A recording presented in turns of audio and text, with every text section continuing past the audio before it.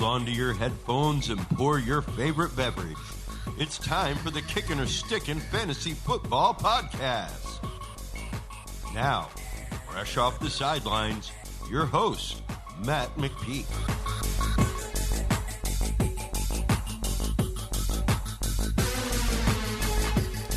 Fantasy freaks and geeks, what's up?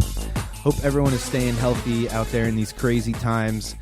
This is the XFL recap episode. It's a special episode. We'll be joined by our first guest since the rebranding.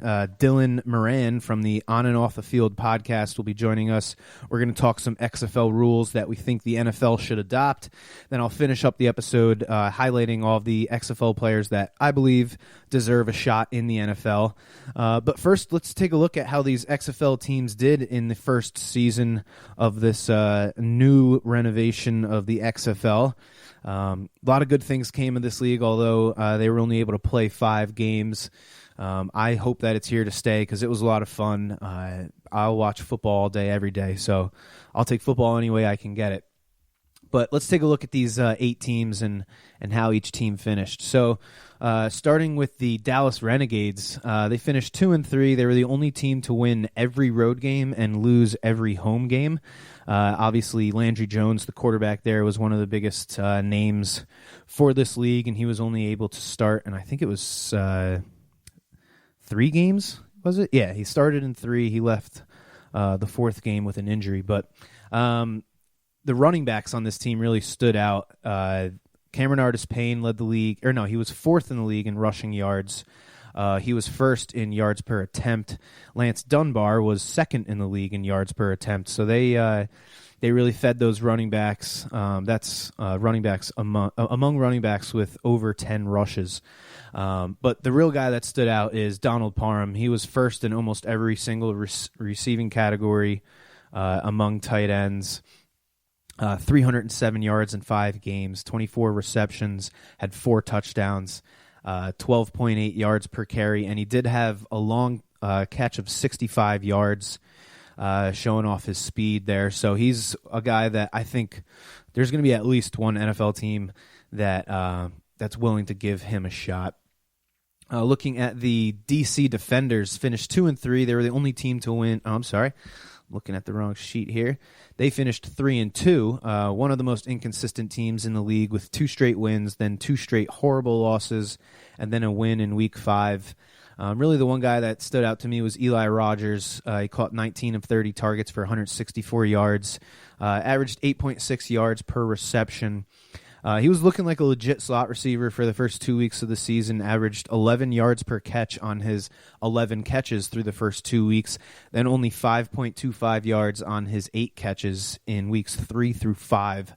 I'm not sure if he did enough to earn another NFL roster spot, but he definitely stood out amongst a pretty talented wide receiver core there in D.C.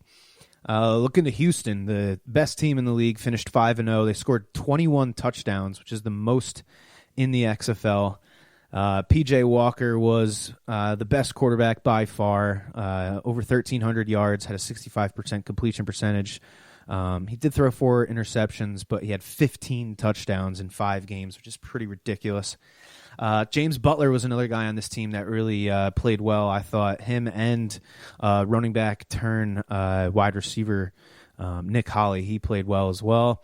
But really the guy that stood out, Cam Phillips, 44 targets, 31 receptions, a little over 450 yards with 9 freaking touchdowns this guy had in 5 games. That is also ridiculous. Looking at the LA Wildcats, they finished 2-3. They were the only team besides the Roughnecks to score more than 12 touchdowns. They had 18 touchdowns scored. Nelson Spruce was the guy to me, although he only played in, I think it was 3 games. He had 28 targets, 20 receptions, 256 yards, had 2 touchdowns. he definitely showed why he was a guy that bounced around from, I think it was 4 or 5 different teams in the NFL. He definitely showed he's got the ability to get downfield and catch some passes. Looking at the New York Guardians, they finished 3-2 despite scoring the fewest touchdowns in the league. Jake Powell, to me, was the guy that kind of stood out, even though he didn't really do much. He just looked like one of those prototypical second or third string tight ends that you can count on him to help out in the running game and pass protect, and he can run those simple tight end routes, those seams and the little waggles, and he caught he had 12 receptions on 16 targets, not bad at all. So he was the one guy that stood out to me. Looking at the Seattle Dragons, finished 1-4, ended on a 3-game losing streak, tied with the Vipers for the most touchdowns allowed with 15. Honestly, the only guy that stood out to me was Austin Proehl, although he caught 16 of 31 targets, pretty much only caught half of his targets. Not all that great for a slot receiver, but he did catch 3 touchdowns, so maybe that's one thing the NFL can look at. Looking at the St. Louis Battlehawks, finished 3-2, only team from the XFL East with a positive touchdown ratio. They were +3 in the TDs scored to TDs allowed ratio. Jordan Tiamu, 1,000 passing yards, 72% completion percentage. And DeMornay Pearsonell stood out to me, caught 23 of 26 targets for 200 yards, had 2 touchdowns. He finished 8th in the league in receptions, looked like one of the best slot receivers in the league. And then finally, we got the Tampa Bay Vipers. Finished 1-4, dead last in the league. They were the team with the lowest touchdown ratio. They were -4. And Dan Williams did play pretty well. Caught 23 of 38 for 338 yards. He was second in the league in receiving yards and 4th in targets, but I'm just not sure if he did enough to show the NFL that he deserves a spot. So that's kind of a recap of all the teams. I'm now going to drop in this pre-recorded segment that I did with Dylan talking about the XFL rules. So check it out. All right, we are joined here by Dylan Moran from the On and Off the Field podcast, which you can catch on the RTF Sports Network at 3 p.m. Eastern Time Thursdays, and starting next week, catch him live from 7:30 to 8:30 p.m. at rtfsportsnetwork.com. Dylan, welcome to the Kickin or Stickin Fantasy Football Podcast. Thank you for coming on. How you doing? What's going on? Hey, thanks for having me. First off, appreciate it. I would always love just hanging out and chilling and talking some football.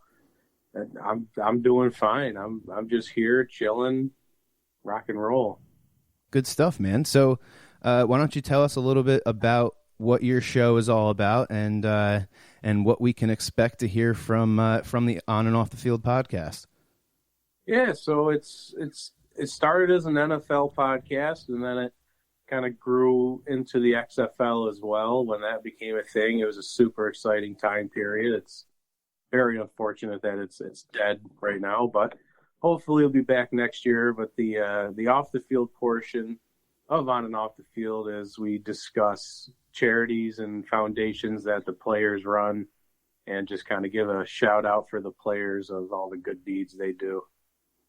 That's awesome, man. That's really cool. I feel like one thing that professional athletes don't get enough credit for is definitely the charity work that they do, which, in these times with all these arena workers getting laid off and whatnot, it's really cool to see what guys like, Zion Williamson is doing and others that are, helping out those hourly employees that are missing out on some vital funds. So very cool, man. Well, again, thanks for joining us, and let's jump into it. So as we talked earlier, we both are pretty psyched on the XFL rules that they added. I think there's a hell of a lot that the NFL can learn from the XFL, but the one rule that I really liked the most, and I think has the best chance of getting indoctrinated into the NFL, is this new look kickoff. So the XFL's kickoff, to me, is 100 times more entertaining than the NFL's kickoff. More than half of the NFL kickoffs resulted in a touchback last year, and a lot of returns were short of the 25-yard line, which is obviously the touchback marker. Last year in 256 NFL games, there were 7 return touchdowns. It's less than 3% of all the returns. In the 5 weeks of the XFL, on the other hand, we saw 20 games with 2 return touchdowns. So 10% of the returns, the numbers speak for themselves. There was more return. We could have had even more returns, I'm sure, if the season wasn't cut short. Unfortunately, the XFL only really has stats on their top 5 returners from season 1, and obviously with only 5 games to go off, it's a pretty small sample size. But I took kind of a deep dive into these returns. Just to refresh your memory, anybody out there that's not familiar with the XFL's kickoff rules, the return team lines up on their own 30-yard line, while the kicking team lines up on their opponent's 35-yard line, with the kicker back at his own 30. So pretty much everyone except for the kicker and the returner are within 5 yards of each other on the return team's 30 and 35-yard line. From when the ball is kicked, only the kicker and the returner can move. Then once the ball is caught or is on the ground for at least 3 seconds, every other player is free to run, block, and tackle and play football. The league average in yards per kick return in the NFL last year was 22.5 yards. 4 of the top 5 returners in the XFL this past shortened season had an average yards per kick return over 22.5. So the majority of the top XFL returners had a higher average yards per kick return than the average NFL team. The average number of kick returns per 16 games among the top 5 returners in the NFL was 27.2. And if you took those XFL returners and their yards per return and spaced them out over a 16-game season, 2 of the XFL's top 5 returners would have been in the top 3 of the NFL, and 4 of the top 5 XFL returners would have been in the top 6 of the NFL.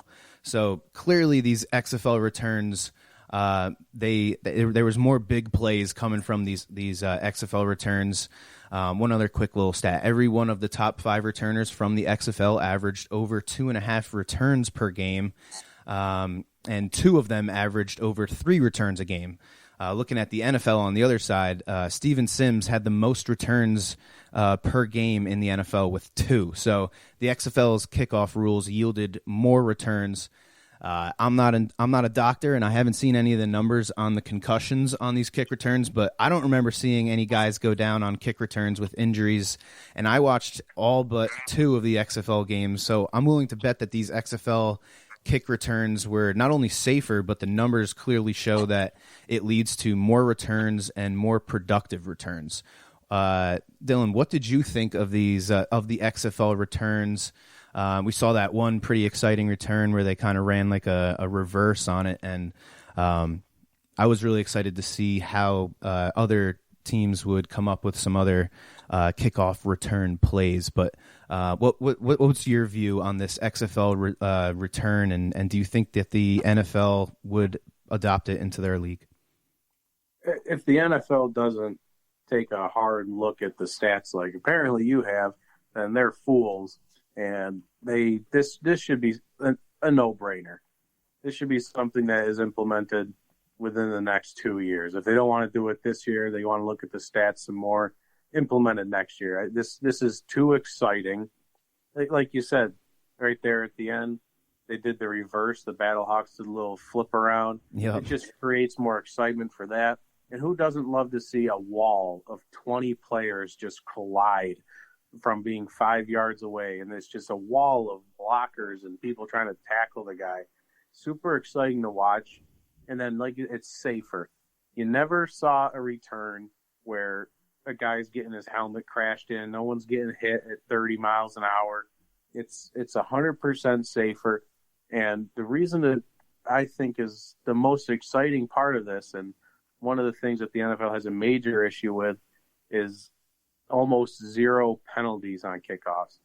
Both kickoffs and punts in the NFL, as soon as someone has a good return, all you're doing is looking for a holding flag, a block in the back flag. All right, that's a good return. Where's the penalty? In the XFL, you're only 5 yards away. It's almost impossible to get to the point where you're blocking someone in the back, or there might be a hold here or there. But overall, I'd love to see the stat on penalties, because I do not remember seeing someone getting a good return and it got called back almost never. So this just seems like a no-brainer. It checks all the boxes: excitement, health, everything. It should be implemented almost immediately. I couldn't agree more, man. Another rule that I think the NFL should totally adopt is this point after touchdown attempts. So 2 years ago, the NFL moved the extra point kick back to the 15-yard line from the 2-yard line, with hopes that it would make an extra point less of a guarantee and more of a challenge for kickers. It was a success to an extent. The extra point percentage went down from 98% to 94.5%. But at the end of the day, it's still the most boring play in football. The XFL wanted to change that and bring another level of strategy into the game and give the fans a more entertaining play after a touchdown. And I don't know about you, but I think they succeeded very much so. From 2015 to 2019, in the NFL, teams had a 49% success rate on goal-to-go plays on 3rd and 4th down from the 2-yard line, which is what the 1 point attempt was, and then the 35% success rate from the 5-yard line and 18% success rate from the 10-yard line. In the XFL's 5-game season, teams had a 41% success rate on the 1 point attempts, 38% from the 2 point attempt, and a 31% rate from the 3 point attempt. So basically, besides the 1 point attempt, the XFL was actually better on these goal-to-go plays from the 5-yard line and from the 10-yard line. The NFL teams already spent a big part of each week's practice on red zone and goal line plays. And if they were to adopt this rule, I'm sure they would spend even more time on those types of plays. NFL running backs and tight ends would absolutely love this rule to come into the NFL. And I'm willing to bet a lot of the fans would love to see it as well. The league has already done pretty much everything they can to increase scoring and to make it an offensive game as much as possible. It just seems like a no-brainer to me. What did you think of these the extra points after touchdown attempts? Yeah, you kind of took the words right out of my mouth, because the NFL thought they were being slick. They narrowed the goalposts. They pushed back the kicker a little bit, and they're like, "Oh, this will make it so it's not automatic, and people will have to watch the extra point." They narrowed the goalpost. I didn't even know that. I think they did that like forever ago, unless it was just experimental. I remember they used to talk about it, but it's still a guy kicking a ball, and if he misses, you're mad. If you make it, you never see a team get excited. Like, if you're sitting at home and your team makes the extra point, are you jumping up and down with joy? No. It just doesn't happen. Unless it's a game winner, yeah. And, if it's a game winner, it's like a crazy scenario there, but it's such a small sample size where that would be the case. But with the XFL, your team goes out there, they line up on the 10-yard line. They were down 9 points. They got the 6. We're going to tie it up for 3. It's this exciting. It's a play. It's a football play now. It's an extra play of excitement. Guys running around the field. Quarterback has to make a play. It's just so. Just compare that, another full 22 guys on the field football play, to someone kicking a ball. I mean, it's more exciting, and then it leads to opening up the playbook even more. You see a couple of trick plays to get this done, to score the 1, 2, 3 points. You got more personnel in there. It makes it harder on the coaches, makes it harder on the players. It's a win-win-win again. I mean, the XFL just did such a good job with rolling this out and coming up with this idea. Just hats off to Oliver Luck on that one. Yeah, the other cool thing that I noticed, I think it was week 4, once Luis Perez took over as the starting quarterback for the New York Guardians. We saw on the extra point attempts, they would bring in Marquise Williams, I think it was, their second or third string quarterback, to kind of run that zone read on the goal line. So it gave an opportunity to a backup quarterback that we probably wouldn't have seen him on the field if it wasn't for these extra point attempts. So So I think there's plenty of teams in the NFL. I think of Taysom Hill with the Saints. They would absolutely love this rule to come into play because that dude is essentially a fullback / tight end / wide receiver / punt rusher. I mean, the dude just does everything. So I think that would be really cool to see him and the rest of the league experiment with these extra point attempts. I don't know why they wouldn't do something like that because you're completely right. And a dude kicking the ball is not all that enjoyable to me. I was going to go through the overtime period. The XFL's overtime was a little different. Unfortunately, we never had the opportunity to see that overtime rule, but I would go back and check it out. It's kind of like a college football's version on steroids of the overtime. But I really wish we could have had the chance to see it, and I really hope the XFL comes around next year so that way we get the chance to see it next year because I think it would have been awesome. But the last rule that I think the NFL should totally add in, it's the comeback period. So this rule is one that I have the least amount of faith in with the NFL adopting, with how much emphasis the league has put on trying to shorten games. I think the last thing they'll do is make the last 2 minutes of each half a little longer. But I think competitively they should really consider it. In fantasy football, the worst thing in the world is when there's a minute and 52 left and the losing team has no timeouts and you get those 3 kneel downs to end the game. It happens every year. You hear stories of you're down by 5 points. All you need is your guy to get like 1 first down. Yeah, you hear all these stories of guys losing their fantasy championships because their quarterback knelt down 3 times. Yeah. The Super Bowl, I missed out on Patrick Mahomes' rushing yards prop bet because of those kneel downs at the end of the game, and we would not have saw those if the NFL had this comeback period. So. As fantasy football players, we want every second of the game to produce fantasy points, and the league should look at it the same way. Keep people watching till the very end. We saw in the XFL how difficult it was for some of these teams to really put the game away, and how few games came down to, or how many games came down to the very last play. Not just because of the whole 9-point deficit still being a 1-possession game, but because teams had the chance with less than a minute to get the ball and score. It puts added pressure on the teams that's leading to they need to really end the game and end the game with their foot on the gas and not just taking a kneel down and high-fiving their boys. How did you feel about the comeback period? I know there was points where it was definitely awkward seeing like a guy catch the ball and go out of bounds, or catch the ball and stay in bounds, and then all of a sudden the clock stops. But how did you feel about the comeback period? Yeah, because that last part there where the clock stops for those 5 seconds, the first 5 seconds of the play clock, the game clock stops, and what that does is it keeps the playbook open, because normally, if you got the no timeouts, you got a minute 30 left, and you just received the kickoff from you're on your own 20-yard line, let's say. It opens up your playbook, so now not every single play you see is some quick out route or some kind of corner route so they just get out of bounds. If you end up having to throw a check down to the running back and he's in the middle of the field, you just kiss your touchdown drive goodbye, basically, with all the time that's wasted there.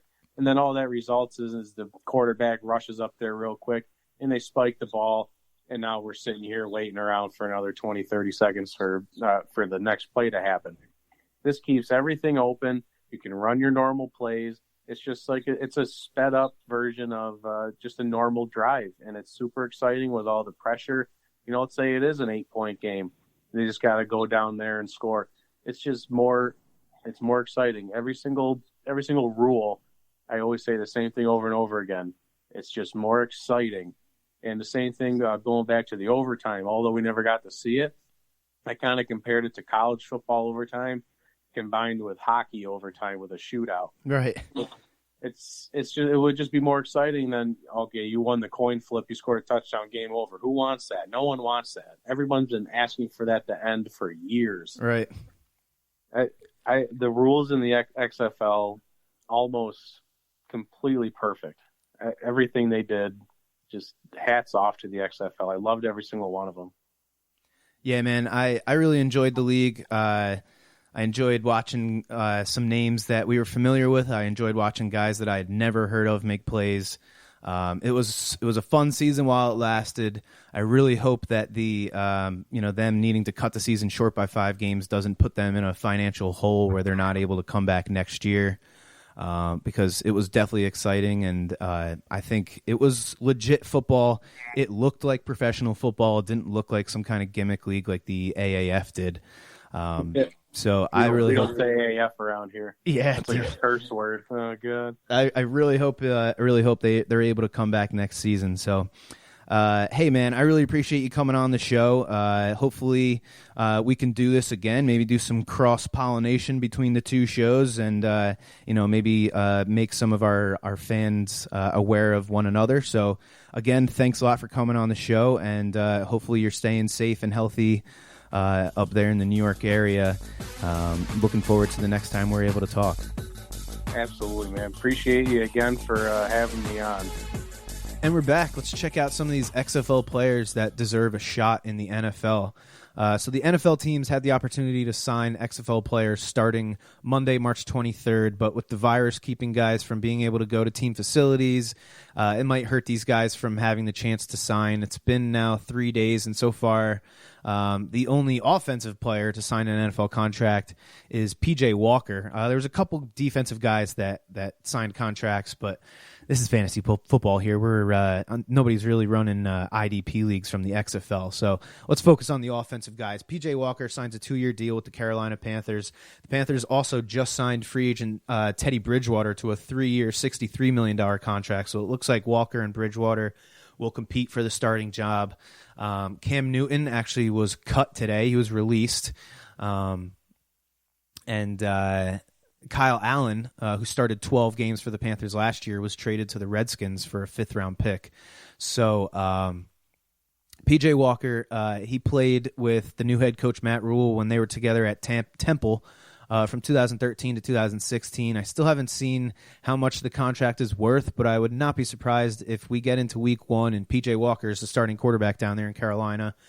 His former teammate Andrew Luck was a big fan of him, talking him up to his dad, Oliver Luck, who was the commissioner of the XFL, and he was by far the best quarterback in the XFL.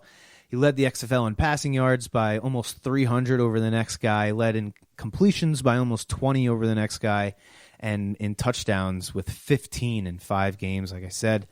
Looking at the comparison of Walker and Bridgewater, so as far as TD percentage goes, Walker was better in college and in his one XFL season than Bridgewater has in his career. Bridgewater 3.6 touchdown percentage in his 5 games in the XFL. PJ Walker had an 8.1 touchdown percentage, which is like Hall of Fame level. Obviously, he's not going to do that in the NFL, but you never know. Completion percentage, Bridgewater has a slight advantage. Yards per attempt, they're pretty much dead even. The interception rate, Walker in college did have a 3% interception rate, but only 2% in the XFL. Bridgewater at 2.3% from his career. So Walker actually looks like he's safer with the ball. And then you look at the rushing output. So Walker in his 5 games in the XFL had 99 rushing yards, 4.1 yards per attempt on his 24 attempts, and he did score that 1 touchdown. Looking at Bridgewater, 31 yards in his 5 games starting last year for the Saints, a career 1.1 yards per rush on 28 attempts. Not very good. So Walker, to me, he's got the advantage at more than one category here. So, like I said, I will not be surprised if we get into the season and he's the starting wide receiver. It's definitely going to be fun following this quarterback situation and the offense as a whole with Cam and Greg Olsen both not going to be there. So definitely pretty interesting stuff. Some more guys that I think deserve a shot. Cam Phillips, obviously, was by far and away the best player in the league. He led all pass catchers in every single receiving category. 44 targets, 31 receptions, 455 yards. He had the longest touchdown catch of the season with an 84-yard catch and run. And like I said, he had those 9 touchdowns, more than double the next highest touchdown scorer, and he was tied for first in yards per reception with 14.7. He had 9 catches of 15 yards or more. That's those explosive plays. To have 2 of those pretty much every game, that's Tyreek Hill level explosiveness. So there's too many teams in the NFL that could use a guy like this. The Ravens, Jets, Colts, Broncos, Raiders, Redskins, Vikings following that trade of Stephon Diggs, 49ers since they lost Emmanuel Sanders, and the Eagles with all their wide receiver issues they had last year. I think they could all use a legitimate playmaker like Cam Phillips. But the first team that comes to mind to me is the Green Bay Packers. They did just sign Devin Funchess today, being Wednesday, but I still think Green Bay has room for another wide receiver. Devontae Adams is one of the top 5 wide receivers in football, and the Packers made it to the NFC Championship game last year with a host of dudes at their wide receiver 2 and 3 spots, from Geronimo Allison and Marquez Valdez-Scantling in the beginning of the season to Alan Lazard and Jake Camaro toward the end of the season. Hell, even Jimmy Graham was the 3rd most targeted Packer last year behind Adams and Aaron Jones. Jimmy Graham now a Chicago Bear. The Packers have always been one of the more conservative teams when it comes to free agency, so it's not a big surprise to me that the only guy they've brought in so far is Devin Funchess. The XFL players can be had for pretty cheap, too. I don't see them driving up a big bargain. I would assume you can get these guys on rookie contracts. Like I said, I think Cam Phillips to the Packers just makes too much sense. Next, Nelson Spruce got off to a great start in the XFL. First game had a 15-target, 11-reception, 103-yard game. He finished the season only playing 3 games, but amassed 24 targets, 256 yards. He played great. He showed the ability to both be a typical number 1 volume receiver and a deep threat. He bounced around between the Rams, Bears, Chiefs, Chargers, 2016 to 2018. The Rams have had Brandon Cooks on the trading block, and they're trying to save some money, trying to recoup some draft capital. So if they are to trade away Cooks, I think Nelson should be brought back to this Rams team, compete for that 4th wide receiver spot with Josh Reynolds. Josh Reynolds probably in line to take over that number 3 wide receiver spot if Brandon Cooks is to be traded, but the Rams offense went through some changes last year using their tight ends, Gerald Everett and Tyler Higbee, a lot more than we'd seen them use tight ends in the 2 previous seasons under Sean McVay, but we know that McVay loves that 11 personnel, and if Cooks gets traded, they're going to need a 3rd wide receiver to run those personnel groupings that they like, so I think they should really consider Spruce. We saw Todd Gurley on the sidelines of the LA Wildcats' first win in Week 3 when Gurley spoke very highly of Nelson Spruce. So I think he's somebody that we could easily see end up in the league somehow. Like I was saying earlier in the first segment, Donald Parham finished the shortened season with the 3rd most receiving yards in the league. He was tied for 5th in receptions and 2nd with his 4 TD catches. He was Dallas's top target and the focal point of that offense at 6'8" and only 240 pounds, though. He's still a little thin for his size compared to some other tight ends of this generation. Travis Kelce at 6'5", 260. Gronk is 6'6", was 268 in his playing days. Both are 2 to 3 inches shorter, but 20 to 30 pounds heavier. Maybe better comparisons might be O.J. Howard down in Tampa at 6'6", 251 pounds, and last year's PPR darling Darren Waller, who was also 6'6", 255. Both guys are 2 inches shorter, but 10 to 15 pounds heavier than Donald Parham. If he can bulk up a bit, I think there's plenty of teams that would love to have a guy with Parham's size and speed. The Falcons and the Colts are 2 teams that just lost their top tight end in free agency. Matt Ryan has been throwing touchdowns to tight ends his whole career, from Tony Gonzalez to Austin Hooper. And we all know how much Phillip Rivers loves to throw to his tight ends, a la Antonio Gates and Hunter Henry. Nick Holley, a converted running back. Holley was arguably the best slot receiver in the league through the first 5 weeks. He caught 21 of his 28 targets. That's a 75% completion, or a 75% catch rate. 266 yards and 2 touchdowns, one of them on a 50-yard run and catch. He looks like a poor man's Rex Burkhead. He made all kinds of great catches, one-handed catches, sideline catches. He had severe knee injuries in his 5 seasons at Kent State, where he played wide receiver, running back, and quarterback. He's got the versatility that teams love, and I know it's an extremely small sample size, but a 75% catch rate is pretty awesome. Here's 4 of the best slot receivers in the past 5 seasons or so. Jarvis Landry with a 65.8% catch rate, Julian Edelman 66.4%, Golden Tate 66.7%, and Cooper Kupp 69.3%. All of those are lower than Nick Holly's 75% catch rate. And then one last guy here, Jordan Tiamu. I think he's got a chance to at least compete for a backup spot. We saw him in the XFL running the zone read with Matt Jones and Christine Michael. All 3 guys finished in the top 9 in rushing yards in the XFL. Tiamu averaged 5.3 yards per rush on his 41 carries, averaged over 40 rushing yards per game, and he scored 1 touchdown. But he wasn't just a runner. He was 3rd in the league in passing yards and QB rating. He was 2nd in yards per attempt, and he had the highest completion percentage in the XFL. He showed he could read defenses with those RPOs and obviously that zone read. I think the team that makes the most sense is the Baltimore Ravens. When you run that type of offense that Baltimore runs, you got to have a backup that fits your system and all that, but someone that you would be okay with coming into a game, because you take such a huge risk of injury asking your quarterback to run the kind of offense that the Baltimore Ravens run. They're running like straight power O, pulling guards, designed QB carries. Unfortunately for Tiamu, the Ravens already have 3 quarterbacks on the roster, RG3 and 2019 rookie Trace McSorley, who they drafted in the 6th round last year, back up Lamar Jackson. Where did we go here? Okay, in 2020, it is the final season for RG3's contract with the Ravens, and they could save $2 million if they cut him.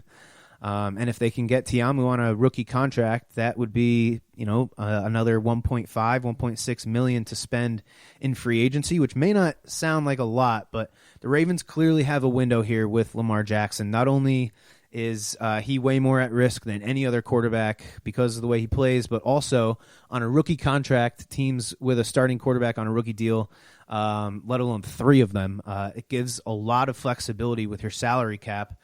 We've seen, just last year, this past season, Patrick Mahomes on a rookie deal. We saw the Seahawks make it to the Super Bowl 2 years with Russell Wilson on a rookie contract. So those deals are, if you can get a starting quarterback on a rookie deal, it is a huge advantage to you. So that's a couple players from the XFL that I really think the NFL should give an opportunity to. If they don't get signed through free agency, I won't be surprised if 1 or 2 of these guys gets picked up during training camp as somebody inevitably blows out an ACL or gets hurt somehow. Happens every year. We see it, unfortunately. So I'm pulling for these guys. Hopefully it happens. Quick little shout out to Dylan. Thanks again for joining us on the show. That was a lot of fun. Hopefully we can do it again. So make sure you tune in next week. Let me pull up the podcast schedule here so we can make sure we tell you guys what's coming up. So next week we're going to look at the AFC free agent recap. Go through all the AFC teams and see who did what in free agency and what teams are going to look different. Obviously, the Patriots are going to be on that list. So thanks again for tuning in, and as always, may the fantasy gods be cruel to your opponents. You have been listening to the Kickin' or Stickin' Fantasy Football Podcast. For more great episodes and information, follow us on social media and tune in every week. Kickin' or Stickin' is available on Google Podcasts, iTunes, iHeartRadio, Spotify, Alexa, Reach.tv, or your favorite podcast service. Kickin' or Stickin' is a proud member of the HC Universal Network family of podcasts. To find out more about this and other great shows on our network, visit us online at hcuniversalnetwork.com today. Fantasy football is fun, but gambling addiction destroys lives. If you or someone you love suffers from gambling addiction, please do not be afraid to seek help. The National Council on Problem Gambling operates the National Problem Gambling Helpline Network. contact them today at 1-800-522-4700. Thank you for tuning in to the Kickin or Stickin Fantasy Football Podcast. Please remember to play responsibly and always look for your man downfield.